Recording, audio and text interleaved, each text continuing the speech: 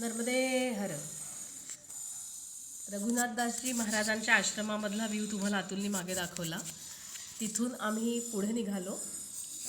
So आता आज दिवस दुसरा आहे आमचा परिक्रमेचा.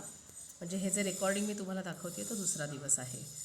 सो इथून आम्ही निघालो आश्रमामधून आणि म्हणजे वाटेत म्हणजे निसर्गाशी एकदम आम्ही रममाण होत चाललो होतो.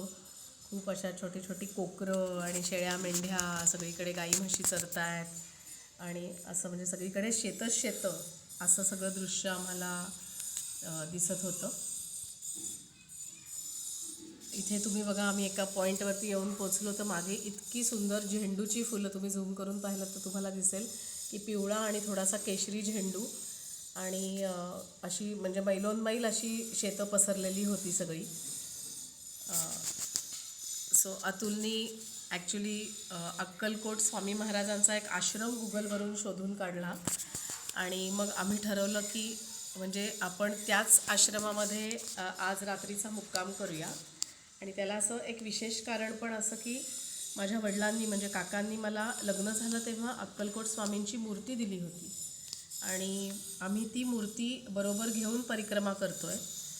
त्यामुळे आम्ही असं ठरवलं की आपण आजचा रात्रीचा मुक्काम अक्कलकोट स्वामी महाराजांच्या आश्रमात करूया.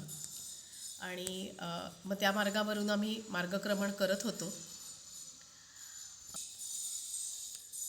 अशा तऱ्हेने आम्ही अक्कलकोट स्वामी महाराजांच्या आश्रमाकडे गेलो आणि बोलबोल म्हणता आम्ही त्या दिवशी 16 किलोमीटरचा टप्पा पूर्ण केला.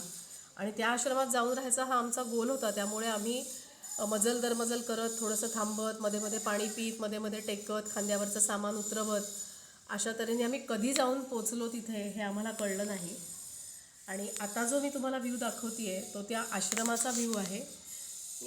इथे हे त्यांची ट्रस्टची जागा आहे मठाच्या आणि किती सुंदर इथे शेती होती सगळी. इथे गहू, कापूस अशा प्रकारची शेती आहे. आणि हे त्यांनी गोरक्षनाथ मंदिर इथे बांधलेलं आहे. म्हणजे अक्कलकोट स्वामीसुद्धा नाथपंथामधले आहेत, त्यामुळे इथे म्हणजे तिथले लोक सांगत होते की त्यांना आज्ञा आहे की पहिल्यांदा गोरक्षनाथांचं मंदिर बांधा आणि मग माझं मंदिर बांधा, अशी सद्गुरूंकडून आज्ञा आल्यामुळे आम्ही पहिल्यांदा गोरक्षनाथांचं मंदिर बांधलं असं इथले भक्त आम्हाला सांगत होते. आणि ही आपली पुण्या मुंबईची लोकं होती. एक दिलीप गोखले म्हणून आहेत, तर ते हा आश्रम चालवतात. आणि इथे आम्हाला म्हणजे एकदम घरच्यासारखं वाटलं.